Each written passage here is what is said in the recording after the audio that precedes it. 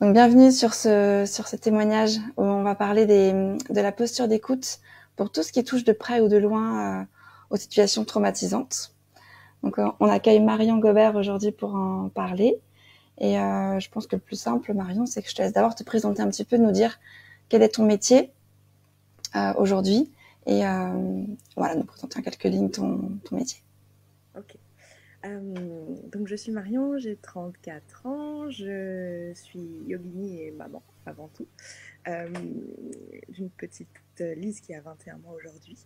Et je suis, dans ma vie professionnelle, je suis psychothérapeute, psychologue clinicienne et psychothérapeute EMDR. J'ai un DU de psychiatrie périnatale et j'exerce en libéral dans une commune dans les Landes, sur Seignos exactement. J'exerce dans un cabinet pluridisciplinaire aux côtés de 2 sages-femmes qui s'appellent Manon et Leslie. Voilà. Ok, super. Et du coup, tu viens de le dire à travers ton DU, tu t'es spécialisée en fait pendant ta formation dans l'accompagnement des traumatismes gynécologiques, obstétricaux et périnataux, si je me trompe pas. C'est ça? Oui, exactement. Ouais. Pourquoi est-ce que tu as choisi précisément ce spectre-là de tout ce champ de l'écoute? Alors, ça fait partie un petit peu de mon histoire et même de l'apprentissage pour moi de la psychologie, sachant que pendant mes études, déjà, j'étais sensibilisée sur ce thème-là. Euh, Parce que ma première année de master, on a fait un stage obligatoire dans le cursus universitaire.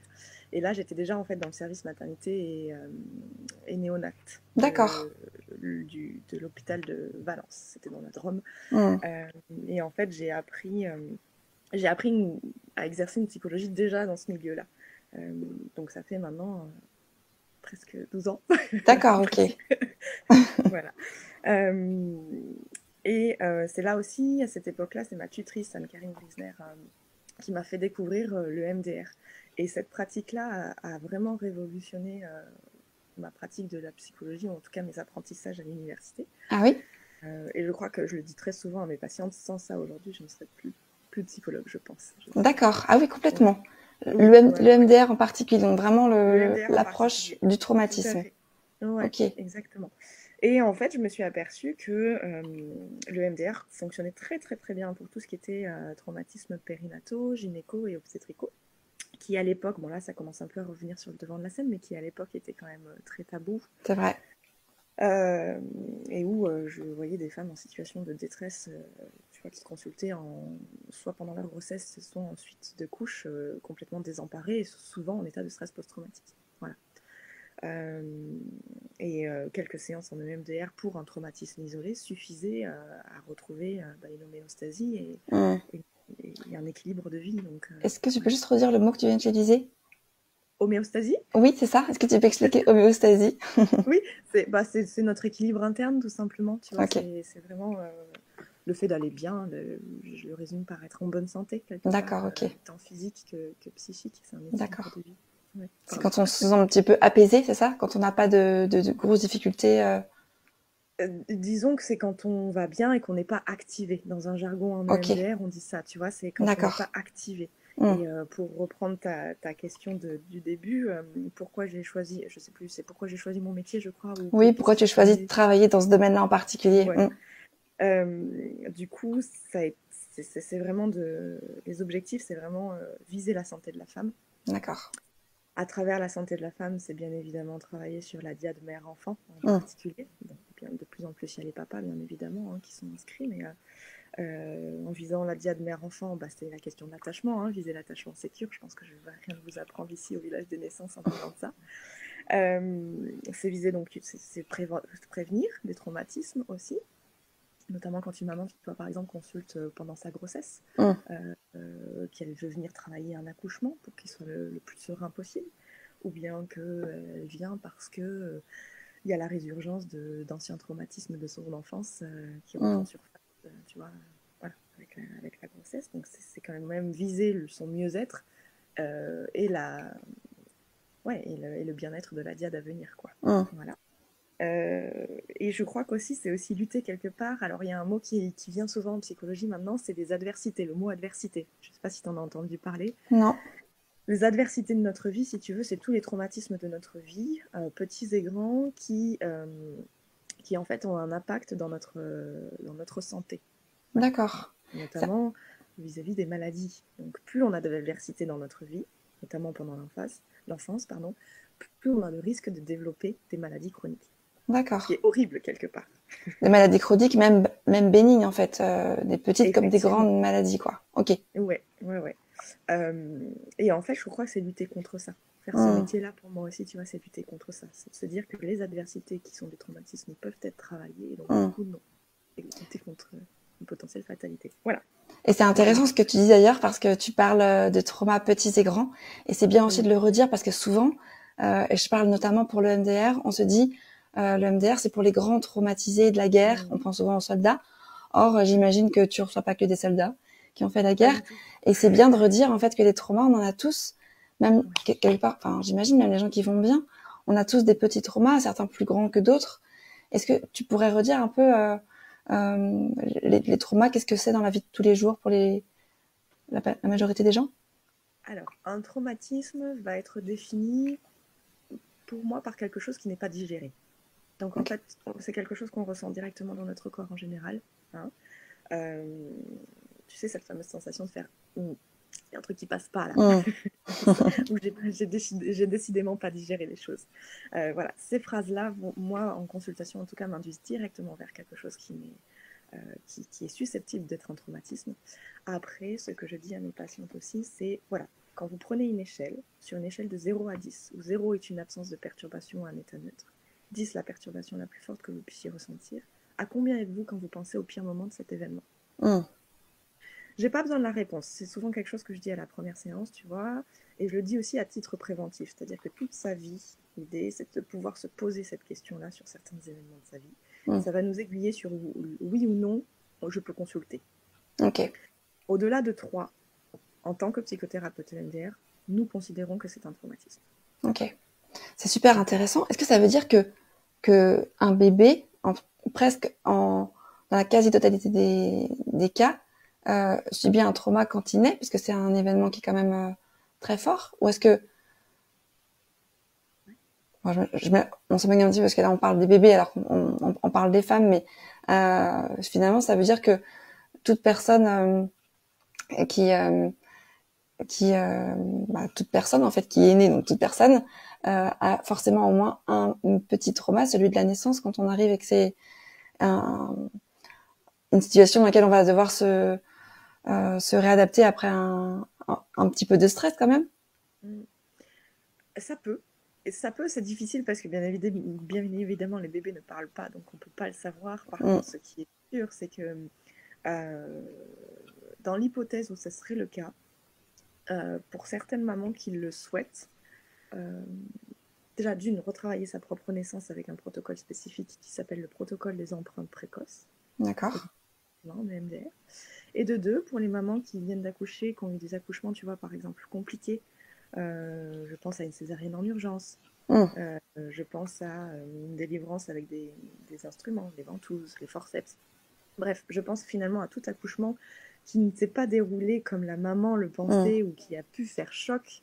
Je vais lui proposer de retravailler de toute façon une séance avec son bébé pour retravailler la naissance du bébé. D'accord. Avec des stimulations bilatérales alternées. Ok. Donc c'est la maman qui raconte l'histoire au bébé, si tu veux. Donc elle fait un travail de préparation en amont, pour t'expliquer comment ça marche concrètement. Et elle va... alors il faut qu'elle soit désensibilisée, si tu veux, ne plus être activée sur son propre accouchement, bien évidemment. Bien sûr, ouais. Et une fois qu'elle est neutre et qu'on la retravaille en EMDR, une séance est proposée, le papa est le bienvenu s'il le souhaite. L'histoire est racontée par la maman et ou le papa. Et en fait, l'un ou l'autre des parents qui ne racontent pas l'histoire, ou bien moi-même, selon comment ça se passe, si tu veux, en séance, je vais faire des stimulations bilatérales alternées, du pressing notamment sur les petits pieds du bébé. D'accord. Voilà. C'est de la prévention parce qu'on ne sait pas exactement ce qui se passe, mais par contre, ça fonctionne plutôt pas mal. Et des retours que j'en ai, les bébés sont parfois plus apaisés après ou dorment mieux, par exemple. Voilà. Ok. Bon, bah écoute, c'est une très belle introduction, hyper intéressant. Je pourrais en parler des heures, mais je vais me retenir un peu parce que c'est quand même super intéressant. Et du coup, là, tu parles effectivement d'écouter le récit de la maman pour qu'elle soit plus activée, etc. Est-ce que tu peux nous dire justement en quoi savoir écouter, cette posture d'écoute dont on parle beaucoup, mais qui finalement est peut-être un petit peu méconnue. Pourquoi c'est si important dans l'accompagnement des patientes que tu as toi, c'est-à-dire des patientes avec un traumatisme? En quoi cette posture d'écoute est si importante? Alors, déjà, j'ai envie de dire que pour moi, l'écoute est quelque chose, c'est l'essence même du travail de l'accompagnant, quel qu'il soit, donc du thérapeute, du psychologue, de l'accompagnant. On est fait pour ça. En tout cas, si on n'aime pas écouter, je crois qu'il faut changer de métier, clairement. C'est vrai. C'est vrai. C'est marrant parce que tu vois, ta demande d'intervention est arrivée. Bref, j'ai eu une expérience, juste pour vous raconter l'anecdote. Un promoteur immobilier qui n'a rien à voir, tu vois, mais qui me dit il y a 15 jours, on a 2 oreilles et on a une bouche, c'est pour 2 fois plus écouter. Intéressant, oui. J'ai trouvé ça super intéressant. Cet homme, je crois que je l'ai rencontré pour qu'il me dise cette phrase. C'est vrai que c'est super symbolique. T'as vu, c'est symbolique. Ouais. Hein. Et toi, paf, après, tu me demandes d'intervenir. Je me suis dit, il va falloir que je la sorte, celle-là. Effectivement, les oreilles, bien évidemment, ça passe par l'écoute. Et le premier outil pour moi du psychologue. Mais il ne faut pas en oublier aussi les autres sens. Hein. Je parle par vision, notamment la vision, parce qu'il y a la communication verbale, il y a la communication non verbale, hein, il y a la communication corporelle. Bon. Et c'est tout ça, en fait, écouter. C'est vraiment c'est prendre en considération l'autre, c'est faire le vide dans notre esprit et écouter de tout notre être. Vraiment. C'est se décaler de soi. Tout en étant là, bien évidemment. Hein. On n'est pas dans une registre de la dissociation, parce que pour moi, sinon, c'est qu'il y a quelque chose qui n'est pas normal. Mais si je n'écoute pas, je passe à côté de l'autre. Ça passe du coup par l'observation, beaucoup observer. Ça passe par la présence. Hein. Parfois, on se dit, mais comment je vais pouvoir lui être utile à cette personne? Je veux dire, je fais rien. En fait, juste une écoute empathique va suffire, parce que par miroir, la personne va se sentir entendue. Et là, votre job, il est fait.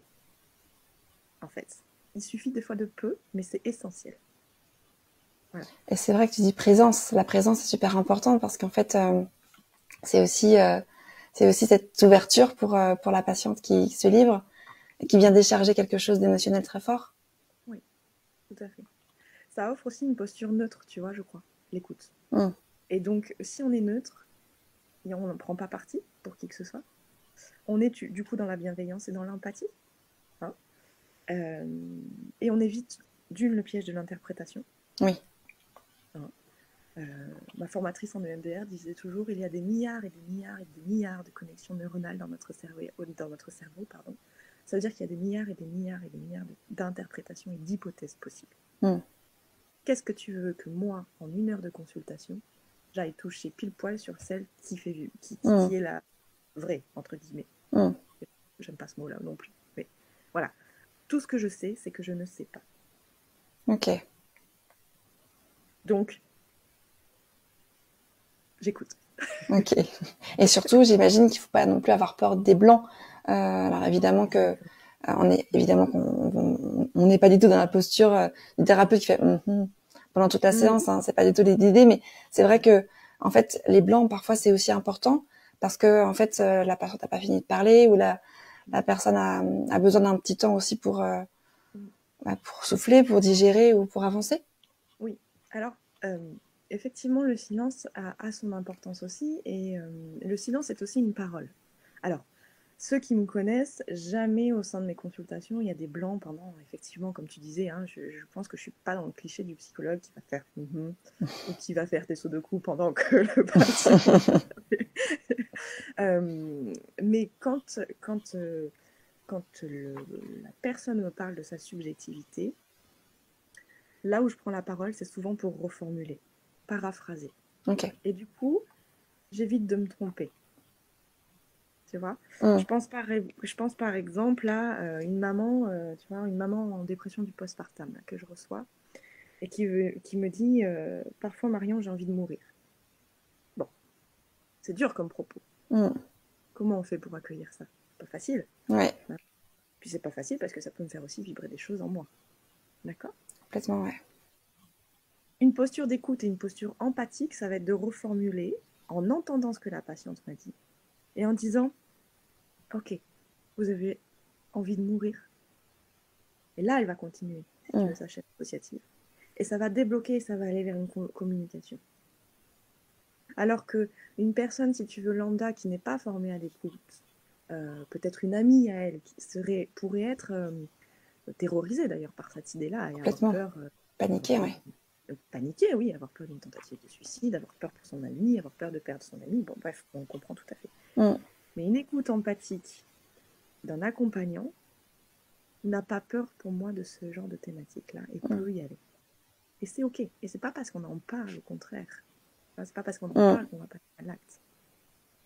Et puis c'est vrai qu'il y a une vraie différence entre ce que tu viens de dire comme réponse, c'est-à-dire reformuler, prendre le temps, et la réponse précipitée d'une amie qui te serait de dire mais non, tu ne vas pas mourir, alors que c'est pas du tout la question. Enfin d'ailleurs elle a pas posé de question, elle a exprimé quelque chose, mais il y a cette espèce de d'urgence à rassurer qu'on a en tant que personne, non pas en tant qu'accompagnant, mais cette urgence à étouffer la parole qui fait peur avec des conseils ou des négations. Et là où tu dis qu'effectivement la reformulation et la non-interprétation sont super importantes. Tu verras, j'en parlerai peut-être plus tard, mais il y a effectivement des choses à éviter pour ne pas interpréter. Et Mm. c'est un auteur que j'apprécie beaucoup et dont je voulais aussi parler aussi ici, si tu veux, qui s'appelle Marshall Rosenberg et qui a écrit Les mots sont des fenêtres. Ok. Je ne sais pas si tu connais ce livre-là. Non, mais ça m'intéresse que tu en parles, ouais. Écoute, c'est ma Bible. D'accord. Je peux pas te dire mieux. Voilà, haut C'est ma level. Bible. Ouais. Et c'est un auteur qui a écrit sur la communication non violente. Ok. Donc tout ce que je vous dis là est inspiré ou en tout cas a été lu ou Mm. parlé dans ce livre-là. Il a fait beaucoup, c'est un psychologue clinicien américain qui malheureusement est décédé. Il a fait aussi beaucoup de conférences qu'on peut retrouver facilement sur YouTube Ok. et qui explique que effectivement la première base de la communication non violente, c'est d'écouter sans interpréter et d'être connecté à ses propres besoins. À soi. À soi. Ok. Pouvoir le faire. Et ça, on en parlera plus tard, je pense. Oui. Bah justement, c'est vrai que c'était la question qui suivait. Hein. C'est comment est-ce qu'on fait pour éviter de tomber dans ces conseils inutiles, voire contre-productifs, si on peut dire, en voulant absolument apaiser une patiente qui raconte quelque chose de difficile et en voulant absolument parler au lieu parfois d'écouter. Comment on fait pour ne pas tomber dans ces écueils-là et en gardant la posture adéquate? Ouais. Si je suis bien avec moi-même, je peux écouter l'autre. Si je suis en présence avec moi-même, je suis disponible. D'accord? Ok. Donc, ça renvoie, si tu veux, cette question pour moi renvoie à notre propre disponibilité. Et ça passe par mes besoins primaires dans un premier temps. Mhm. Je ne gère pas du tout de la même manière, je ne suis pas disponible de la même manière dans une consultation si j'ai faim. Ok. Donc mon but, c'est que ma satiété soit entendue Mm. avant tout début de consultation. C'est un exemple bête, mais c'est comme ça. Ça parle bien en tout cas. Mm. Ouais, et on est humain, quoi. On est humain. Donc ça va être avoir une assise confortable pour ma part. Mm. Respecter mes horaires de consultation avec mon rythme de vie. Ok. Si je consulte je te dis quelque chose qui m'est très personnel, si je consulte à 20h le soir, je ne suis pas efficace. Mm. Je ne sais plus écouter. C'est pas mon rythme. Bon, tu me prends à 7h du matin, c'est pas la même. Mais Chacun son rythme, exactement. Exactement. Et du coup, on a les patients aussi qui nous correspondent, qui nous ressemblent. Donc, ça va matcher de toute façon. D'accord. C'est aussi, pour les conditions pour écouter pleinement, c'est pouvoir être dans l'ici et le maintenant. C'est facile d'être pris parfois dans notre vie avec des anticipations. Le fait de devoir aller chercher son enfant chez la nounou le soir à 17h et de se dire attends, comment je vais gérer ça parce que du coup ça va être le rush sur la route. Bon bref, on connaît tout ça. C'est ça. Et c'est normal. Par contre, ça va être revenir dans les signes maintenant en pouvant se dire ok, c'est une autre problématique, mais là j'y suis pas. Là pour l'instant, il est 10h du matin, je reçois Elisabeth et on va parler de ça. D'accord? Donc, il faut pouvoir aussi se concentrer. Ok. Pour m'aider à me recentrer, je fais souvent des respirations aussi. Ok. Des respirations abdominales aussi qui permettent d'axer. Et ça, je peux faire. Ou de la cohérence cardiaque aussi. On peut faire ça comme ça, tu vois. Et c'est un petit tip ce que je peux faire, par exemple, 1 minute avant de recevoir la patiente suivante. Voilà, ça manque dans les signes. Ok.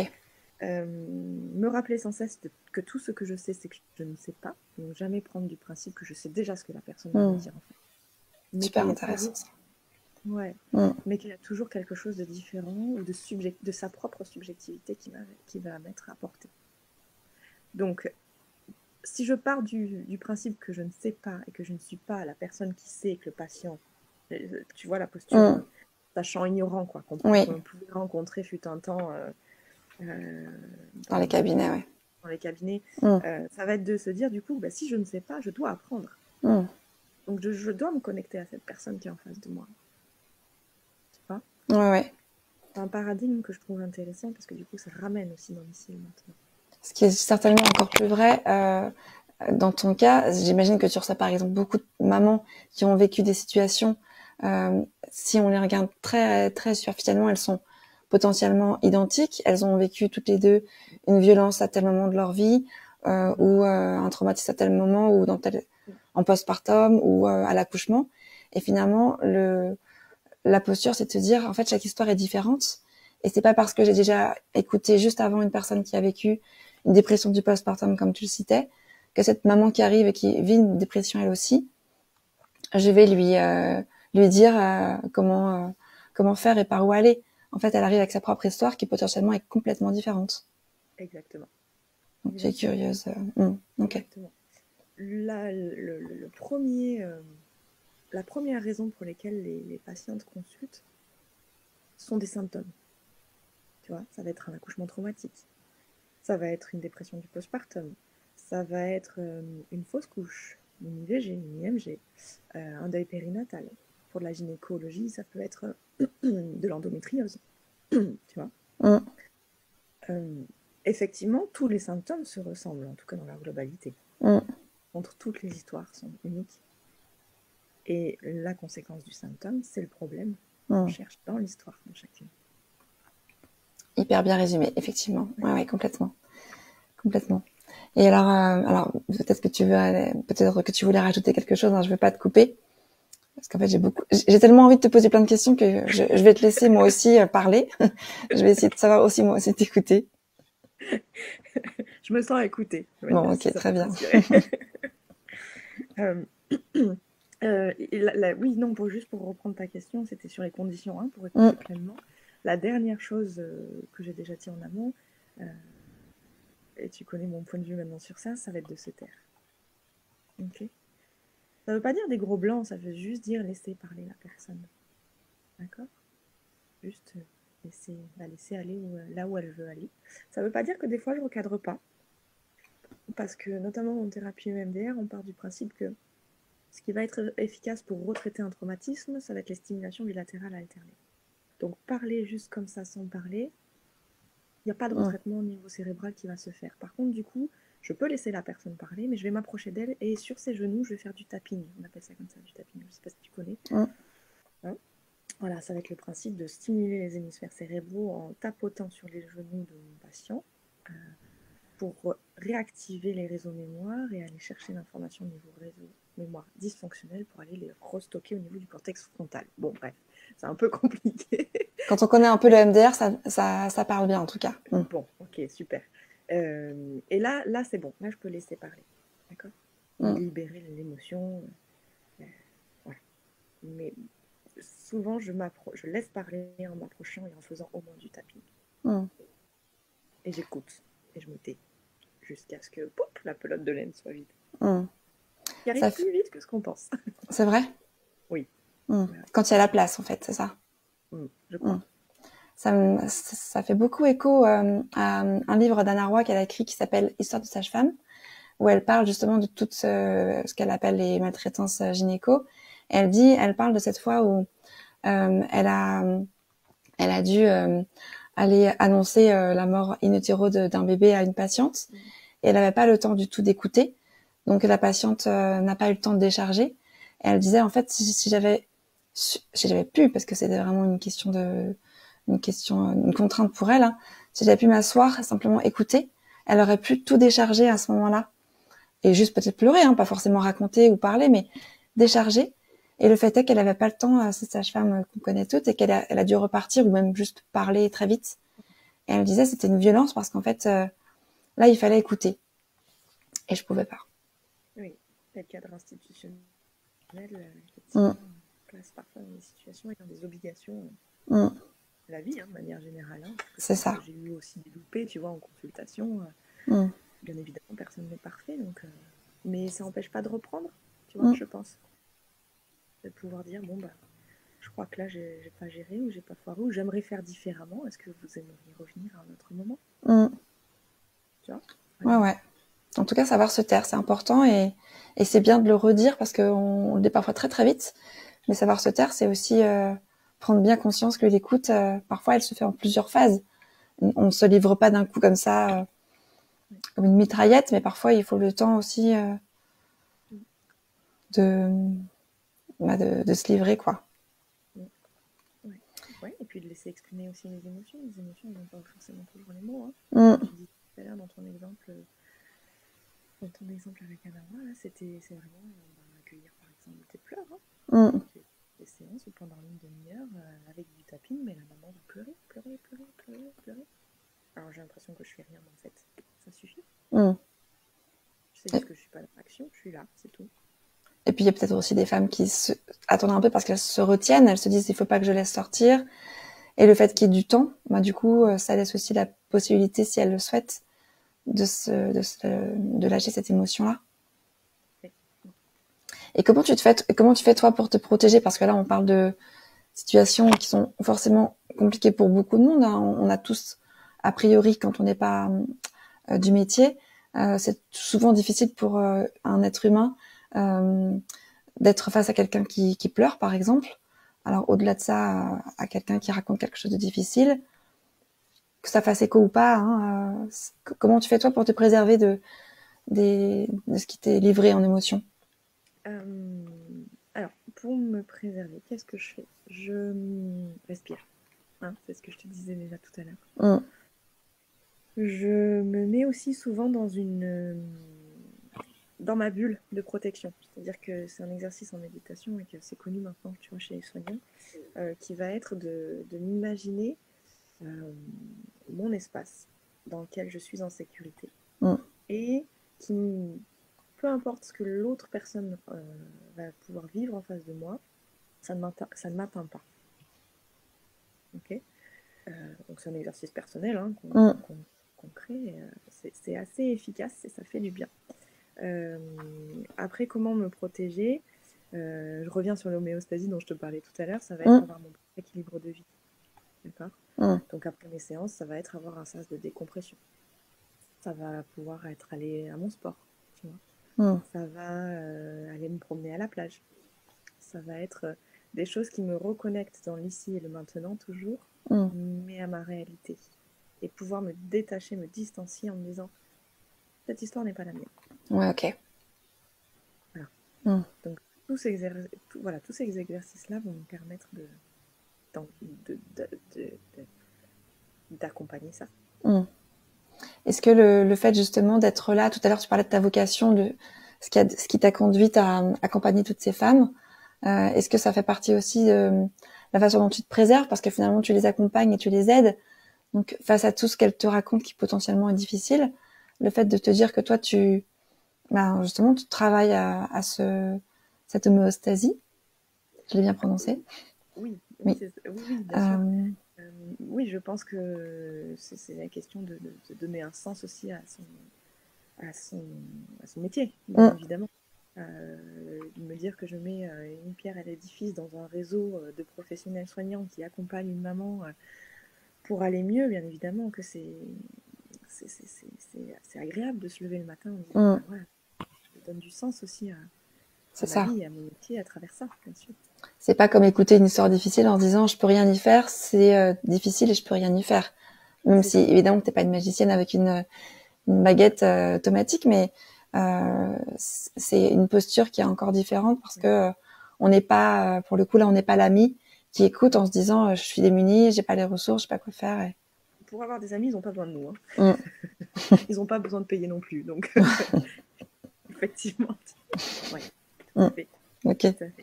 Et alors, quand on parle de se protéger, il y a aussi les comment dire, les situations où on est ébranlé ou en tout cas on est particulièrement affecté, notamment parce que parfois ce qu'on nous raconte fait écho, pas forcément parce qu'on a vécu les mêmes traumas du tout, hein, mais voilà, pour plein de raisons, la patiente évoque quelque chose qui fait écho. Et est-ce que tout d'un coup, ça peut venir te mettre en difficulté et comment faire dans ces cas-là? En 10 ans d'exercice, maintenant, je crois que j'ai été ébranlée 2 fois. 2 fois, une patiente qui racontait un abus et un patient qui était pour le coup militaire et qui racontait un traumatisme de guerre. Donc, 2 choses que je n'ai, heureusement pour moi, jamais vécues dans ma vie. Qu'effectivement, les traumatismes peuvent nous toucher, même si ils n'ont pas été les mêmes pour nous. D'accord ? En EMDR, on appelle ça aussi les traumas, enfin, pas qu'en EMDR, d'ailleurs en psychologie, on appelle ça les traumatismes vicariants. Okay. Ça, c'est hyper important de connaître ce terme-là, je pense, quand on est accompagnant et soignant. Okay. Un traumatisme vicariant va être un traumatisme que je récupère par ricochet, j'aime bien le définir comme ça, d'un patient. Donc, je vais m'imaginer des choses, je vais imaginer parfois, et donc du coup, je récupère le traumatisme et je peux avoir les mêmes symptômes que mes patients. Ou en tout cas, les mêmes symptômes avec des reviviscences qui vont être des flashbacks, des cauchemars, d'accord, une anxiété, etc., etc. C'est pas grave, ça se travaille. D'accord. Par contre, l'idée, c'est de pouvoir poser le mot dessus, de se dire, bon, bah, j'ai dû prendre par écho des bouts de fragments du traumatisme en fait de mon patient. Et qu'est-ce que je mets en place pour en sortir? Okay. C'est assez simple, entre guillemets, dans le sens où le MDR existe. Il y a d'autres méthodes, bien évidemment. Je crois qu'il y a la thérapie mosaïque aussi qui est efficace. Il peut y avoir aussi l'ICV, les thérapies comportementales.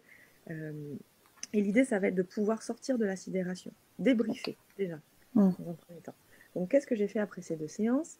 Dans l'instant T, à l'instant T où j'ai senti que j'étais sidérée, au moment de la consultation, je me suis mise en mouvement. Je me suis levée de ma chaise et je vais marcher. Et je l'ai dit à mon patient. Je lui ai dit, écoutez, là, je sens que j'ai besoin de marcher pour vous accompagner au mieux dans ce que vous dites.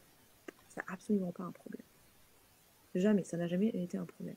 Je suis quelqu'un qui bouge beaucoup en consultation, donc il peut même m'arriver de faire des séances debout. D'accord. Ou bien, tu vois, en périnatalité, en gynéco, j'ai des ballons. En travaillant en plus avec les sages-femmes à côté, c'est très facile. Donc j'ai des ballons, je me mets sur un ballon et je vais faire tout de suite des mouvements de bassin. Ok. Voilà. Je vais partir en mouvement. Moi, personnellement, c'est ce qui me permet de revenir dans l'ici et maintenant et de sortir de ma sidération. Ça peut être de l'auto-tapping. Le tapping dont je te parlais tout à l'heure sur les patients, je peux me le faire à moi-même. Donc ça peut être le papillon, ou si je veux être plus discrète, ça peut être sur mes propres genoux, comme tout à l'heure. Okay, ça va être me mettre bien dans ma bulle, dans mon lieu ressource aussi, pour pouvoir me remettre en sécurité et me dire, ok, son histoire, c'est son histoire, c'est pas la mienne, c'est ok. J'accueille et j'accepte. D'accord ? D'accord. Et en post-séance, ça va être avoir une séance de décompression avec ma propre psychologue. D'accord ? Ça va être planifier une séance en EMDR si j'ai besoin de le retraiter. Ok. Ça va être repartir dans du sport et des mouvements de stimulation bilatérale alternée. Donc, souvent, c'est aller marcher ou courir pour moi. Ok. Et très souvent, quand je rentre dans mon sas familial, ça va être de demander beaucoup de douceur à mon mari et à ma fille. Ok. Voilà. Donc, être débordé, ébranlé, ça arrive. C'est pas grave. Par contre, on en tire les conséquences et on se soigne. Ok. Et on identifie. bien on sûr. identifie. Et bon, ouais, exactement. Ok, c'est super intéressant, hein, vraiment. En plus, on comprend très bien comment ça peut s'échéancer, si on peut dire. Effectivement, le fait est que de réagir tout de suite, déjà, ça évite de retomber dans le trauma qui reste non dit et puis caché et puis mal digéré, etc. Donc, c'est super intéressant de voir comment tu réagis tout de suite, puis après que tu mets en action tout ce que tu viens de dire. Oui, après, juste pour compléter, tu vois, Emmanuel, ce que tu dis là m'y fait penser. Il y a quand même quelque chose qui est très important et dont j'ai pas encore parlé, c'est qu'en thérapie EMDR, et je pense que ça serait valable pour tous les soignants, les accompagnants, c'est-à-dire qu'il ne faut pas qu'on oublie nos propres limites aussi, hein. Je veux dire, on est des humains, et que si on a besoin de dire stop, on peut dire stop aussi. D'accord? Et qu'il vaut mieux, je crois, dire stop plutôt que de s'embrouiller, de s'empatiner dans des explications, dans une communication qui, malheureusement, ce sont des discours qui pourraient après durer des heures. Oui. Or, c'est pas ce qui est bon pour notre patient. D'accord? Donc, il y a un signal stop que je mets souvent en place dans les consultations qui est je lève la main, je tourne la tête, d'accord? Qui est valable pour le patient, mais qui est aussi valable pour moi. Si je me sens dépassée ou débordée, j'ai le droit aussi de faire le signal stop, de partir aux toilettes, d'aller boire de l'eau, de dire à mon patient, écoutez, j'entends clairement la charge émotionnelle, mais je ne suis pas en mesure aujourd'hui de l'accueillir. Est-ce que vous pourriez continuer votre histoire dans votre tête pendant que je vous fais du tapping? Complètement. Je comprends. C'est-à-dire que la personne peut continuer son discours aussi en silence dans sa tête. Alors, c'est pas vraiment en silence du coup, mais si tu veux, dans sa tête. Et mon travail sera efficace de la même manière. On fait bien des séances en EMDR sur des nourrissons qui ne parlent pas. Complètement, ouais. Donc, on n'a pas besoin de la parole. Et d'ailleurs, par anecdote, des séances en EMDR avec des langues que je ne connais pas, j'en ai déjà fait. Je comprenais rien. Ok, ouais, écoute, je comprends, ouais. Voilà. C'est important de savoir aussi se respecter et de connaître ses propres limites. Ouais, ok. Si je veux respecter les autres, je dois savoir me respecter. Bien sûr. Très bien, effectivement. Merci pour ces exemples qui sont hyper parlants. On imagine bien effectivement, ouais, des séances avec des nourrissons, des langues qui ne sont pas celles que tu connais et qui fonctionnent tout aussi bien. C'est vraiment le patient qui livre et pas le sachant, comme tu dis, qui vient démêler les nœuds à la place du patient. Ok. Donc on voit effectivement on voit depuis le début de notre échange que tu aimes beaucoup ton métier et que c'est une façon, c'est certainement ce qu'on aime aussi quand on vient chercher un accompagnant ou une accompagnante. Ça répond, ça tombe sous le sens ma question. C'est pour ça que je suis même pas sûre de la poser, mais ça répond forcément à un besoin de se sentir utile au quotidien. En tout cas, tu l'es forcément. Tu l'as dit au début. Certainement. En plus, tu expliques bien depuis le début comment tu le fais et comment et pourquoi tu l'as choisi. C'est aussi le cas de la majorité des personnes qui accompagnent les familles, hein, le besoin de se sentir utile. Et puis, c'est pour ça qu'on voulait en parler aujourd'hui, de être utile, oui, mais avec la juste approche, savoir se taire, savoir bien écouter, prendre le temps, se respecter. Enfin voilà, tout ça, on l'a déjà pas mal dit. Est-ce que tu voulais rajouter quelque chose par rapport à la posture d'écoute et tout ce qu'on vient de dire avant qu'on aborde juste des petites questions sur tes projets à toi? Peut-être la dernière chose que je voudrais rajouter, c'est les entraves à l'écoute. C'est le petit dessin que j'aimerais faire passer. Ouais. Ok, on rajoute. Qui est issu tout simplement de la communication non violente. Et les entraves à l'écoute, ça va être par exemple de conseiller. Si je conseille, mais peut-être que tu devrais faire ci, peut-être que tu devrais faire ça. Je ne suis pas du tout empathique. Nier, oh tu sais c'est pas très grave, ça va aller. D'accord. Diagnostiquer, ça doit faire écho certainement à une dépression du postpartum. Ça sert absolument à rien. Il peut y avoir aussi tirer la couverture à soi. Ça, parfois, on est très fort. Ouais. Ça me rappelle aussi... Pardon. L'être humain est très fort pour ça, c'est sûr. Ouais, ouais. Ça me rappelle la fois où moi aussi, quand j'étais enceinte, blablabla. Ok. Ça va être, tu sais, pour l'exemple qu'on a donné euh, de cette patiente qui dit qu'elle voudrait mourir, ça va Mm. être de complètement passer à côté, en fait, de pouvoir euh, ne pas nier finalement le Mm. ressenti. D'accord. Qu'est-ce qu'il y a d'autre? Il y a enquêter. Quand est-ce que ça a commencé? Ok. En fait, ce sont des phrases qui malheureusement n'importent rien, qui n'est pas dans une écoute empathique. Mm. Le petit schéma là, le petit dessin que je voudrais vous montrer, il le résume très très bien. Ouais, ouais. Je vais pas trop en dire, mais voilà.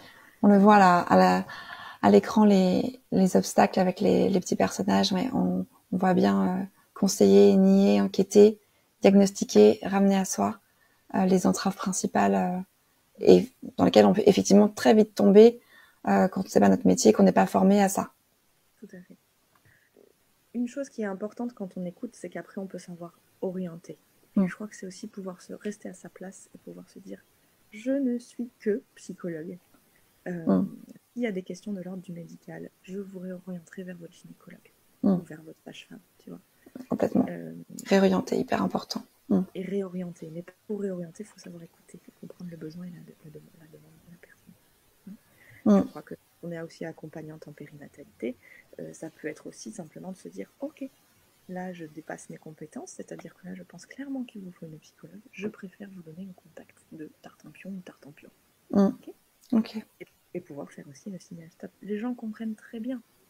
Les gens comprennent très bien. Manon et Leslie, les sages-femmes avec qui je travaille, me le disent régulièrement, c'est-à-dire qu'elles ont des séances de 20 minutes à une demi-heure. Qu'est-ce que tu veux qu'elles accueillent un traumatisme dans ce plan-là imparti? Alors bien évidemment, elles entendent les grandes lignes, mais elles vont réorienter, principalement. Pour prendre le temps et pouvoir écouter. Tout à fait. Voilà, c'est la dernière chose que je voulais rajouter. Très bien. Mais c'est vrai que ce schéma est super clair et il méritait effectivement d'être montré parce que on comprend très bien toutes ces bulles et que ça va très vite effectivement. On a ces réflexes. C'est pas trop d'où ils viennent, mais on les a tous en tout cas. Donc c'est bien de pouvoir y faire attention.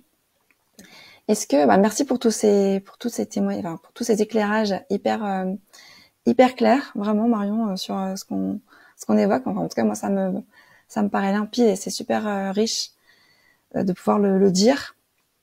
Est-ce que toi, tu as des projets pour le second semestre 2023, des choses sur lesquelles tu travailles et que tu veux nous partager?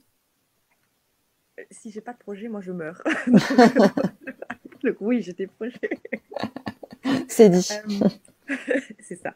J'ai des projets d'écriture, notamment. Là, je me remets un peu à l'écriture. J'aimerais un peu écrire ce que je peux avoir dans les consultations, partager un petit peu le MDR en périnatalité ou bien dans toutes ces maladies gynécologiques. Voilà, je sais pas comment encore, je sais pas, ça prend forme doucement dans ma tête, mais c'est des projets d'écriture, c'est des projets de formation, toujours, encore et toujours. D'accord. Que tu fais ou que tu... Non, où je vais être Apprenante. élève. Ok, d'accord. Tu vois, je pense notamment à une qui me tient particulièrement à cœur et qui a un lien, tout son lien en périnatalité, ça va être EMDR et attachement. D'accord. Voilà. Ok. J'envisage peut-être aussi un début de sexo un jour, parce que c'est des thématiques oui, qui sont très proches. Tout à fait, que je peux avoir régulièrement aussi en consultation. Autre projet pour là, c'est pour l'année prochaine, ça va être de la supervision d'équipe en crèche. D'accord.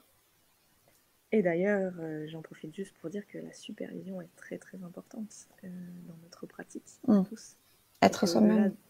Tout à fait, et que ça permet en fait d'analyser les situations dans lesquelles on patauge, et on patauge tous parfois, il faut être honnête. Donc la supervision, ça va être avoir un superviseur et faire de la supervision individuelle ou de groupe, et qui va permettre aussi de pouvoir s'extraire de la situation pour lever la tête et avoir un autre angle d'approche et un autre angle de vue. Voilà. Ok. Donc, ça, j'avais oublié de le dire, tu vois,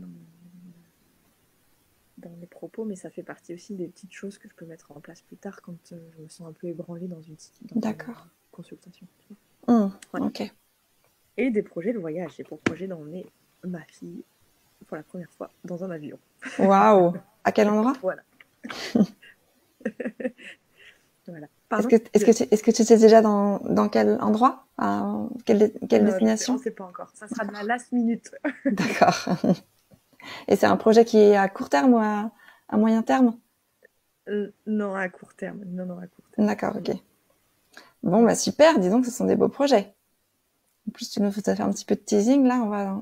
On va devoir guetter la sortie de ton livre. Non, pas pour tout de suite, ouais, mais... bah alors attends, avant, on va faire des articles. Peut-être qu'un jour, je penserai à un livre. Bah, avec tout ce que tu nous as dit aujourd'hui, forcément qu'il va y avoir des gens qui vont vouloir, moi la première, lire ce que tu vas écrire. Hein. Bien sûr que oui. Bah écoute, avec plaisir. Évidemment, si c'est à destination du grand public, parce que si c'est pour les pros, évidemment, c'est autre chose. Mais c'est super intéressant tout ça. Donc, pour toutes les personnes qui aiment écouter, comprendre et tout ça, c'est des sujets qui sont intarissables presque. D'ailleurs, est-ce que tu as des conseils à celles et ceux qui envisagent de faire un métier comme le tien? Alors, oui. Si tant est que je peux conseiller, je ne sais pas, mais je préfère écouter. Soyez connectés. Formez-vous. Taisez-vous. Et ancrez-vous dans la réalité, je dirais. Pas mal. Dans la réalité du terrain, dans la vie. Sortez des bouquins, sortez des théories. Ouais. Très bien. Merci beaucoup Marion, merci beaucoup pour tout ce que tu nous as apporté aujourd'hui. Je crois que ça fait peu de temps que tu as rejoint le village des naissances. Oui. Je sais plus combien de temps, mais ça fait peut-être 2 mois maximum, c'est ça, hein, c'est tout récent. Est-ce que tu viens chercher quelque chose de précis au village des naissances ou est-ce que tu es là juste parce que c'est un collectif de femmes dans le même secteur que toi et rien que ça déjà Rien que ça, c'est énorme, déjà. Déjà, c'est intéressant, oui. Rien que ça, c'est énorme. C'est pouvoir aussi savoir qu'on parle le même langage, qu'on est sur le même vocabulaire. Je crois que je viens chercher aussi... je suis curieuse, donc rencontrer ce qui existe, partager, comme ce qu'on fait finalement aujourd'hui, tu vois, qui est un peu tombé du ciel, comme ça. Mais j'en suis ravie. Et puis ça me parle, ce mot village des naissances. J'ai trouvé ça chouette, tu vois, quand j'en ai vu partir d'une publicité quand même à la base. Mais ça m'a parlé. Donc, rassembler, partager. Ouais, je te dirais ça aussi. Très bien. Bah écoute, merci beaucoup encore une fois. Moi, je me suis régalée à t'écouter. Et puis, à très vite. Oui, au plaisir. Au plaisir. Bonne journée à toi. Bonne journée.